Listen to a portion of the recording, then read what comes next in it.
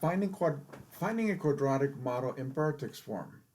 To find a quadratic model in vertex form, first, we want to create a scattering of the data. Second, sketch a parabola that comes close to or contains the data points if possible. And select the point h comma k to be the vertex. Remember, h comma k represents your vertex. Step 3. Select a non-vertex point, not necessarily a data point. It does not need to be a data point of the parabola. So whatever looks like the lowest or the highest point, in other words, on your parabola. Substitute the point's coordinates into the equation y equals a times quantity x minus h quantity square plus k. And then we're going to solve for a. In other words, we're looking for the a value. Step 4, substitute the result you found for a in step 3 into your equation y equals a times quantity x minus h quantity squared plus k. Well, how about we try an example? Let's go ahead and try an example. Here is an example for us. The following table represents the number of visitors to Ireland from the United States and Canada since 2000. Find an equation that represents the data. Highly recommend you read word problems at least 2 to 3 times. Agreed? It'll make it easier for you in the long run, okay? So the following table represents the number of visitors to Ireland. So we know it's talking about visitors to Ireland. And this is from the United States and Canada since 2000.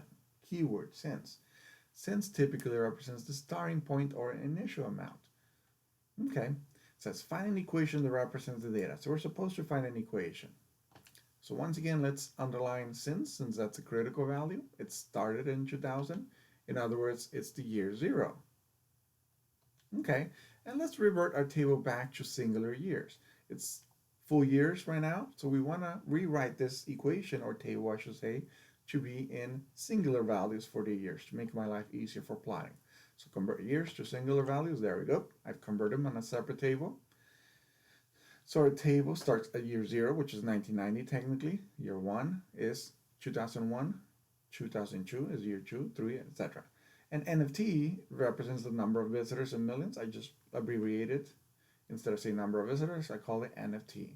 And numbers are still the same for my Y value representative, in this case, NFT.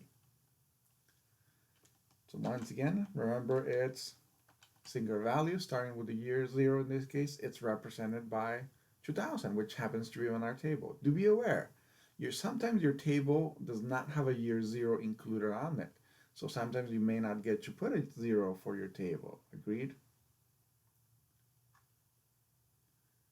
Okay, so let's proceed on. Step 1. Okay, we converted our table. Once we converted our table, now we want to depict, well, what is the vertex on this case? Step 2, finding the vertex, h comma k. What is the lowest point? Can you see the lowest point there on our graph? Yeah, we can probably depict the lowest point to be 2 comma 0.85. Since it appears to be the lowest point, right? There it is. Our lowest point appears to be the coordinate 2 comma 0.85. It's our vertex from what we can see. And it happens to be a coordinate point in this case.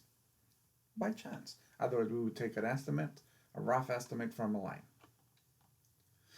Next step, to pick another point. So let's pick another point. In this case, how about the initial one? 0, 1. Nothing easier, at least for this particular case, right? So picking another coordinate point. There we go. Step 3, select another point. And finally, plug it into your equation. Keep in mind, this is our equation from y equals a x minus h quantity squared plus k, right? This is the previous equation we were seeing. And now we're solving. Okay, so solving. Did you realize where all the values came from? So the 1 is basically from the second coordinate we selected. In this case, the 0, 1. That's the y value. And the x value is 0. Agreed? There we go. And let's realize that our vertex is the 2 and the 0.85 or 0.85. That's labeled in blue for you there. Now it makes it easier to depict which coordinate is which. And now we're going to solve. So solving. 1 equals a, then set of parentheses, with 0 minus 2, quantity squared, right? Plus 0.85. So 0 minus 2 is still negative 2. Agreed? So that's simplified. And let's square that. Negative 2 squared, negative 2 times negative 2. Negative times negative is a positive. 2 times 2 is 4. So that'll give us 4. So now we have 1 equals 8 times 4 plus 0.85 or 0.85, depending on how you prefer to write it. So let's get rid of the 0.85 to solve for a. That's our first step. Makes it easier. We get rid of addition and subtraction first. Okay, 0.85 minus 0.85 cancels out on the left, on the right side, pardon me, not left side. 1 minus 0.85 gives us 0.15 on the left side. And of course, now we're solving for a, so let's get rid of the 4. It's current multiplying. Opposite of multiplication, division. So 4 divided by 4 will cancel out, and that's divided by 4 on the other side as well. 0.15 divided by 4 will give us 0.0375. Therefore, there is our a value now. We now know our a value. Okay, so step 4, plug it back into your formula, find a formula. So n of t equals 0.0375 times parentheses t minus 2 parentheses squared plus 0.85. Remember, in this case, 0.0375 came from our calculations. There it is. And where did we get the 2 from? Well, that happens to be our vertex, right? Where did we get the 0.85 from? It once again happens to be the second portion of our vertex.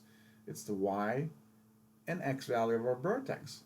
X value being the 2, y value being the 0.85. And hence, this is our final answer. Agreed?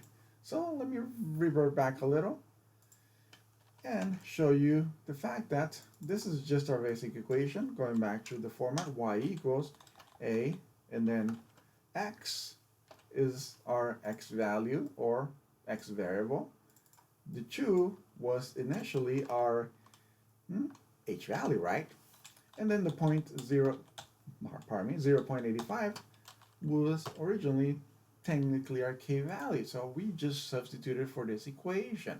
Let's realize that. And just like in that format, our final answer is also in that format, right?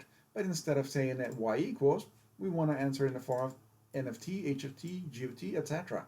In this case, it happens to be n of t, or we can call it y of x if we choose to write the general format, y of x for this particular case. But for our case, since we're talking about number of people, it's n, and then we're talking about years, it happens to be t as our variable. So there is our final answer, once again in the form of a function.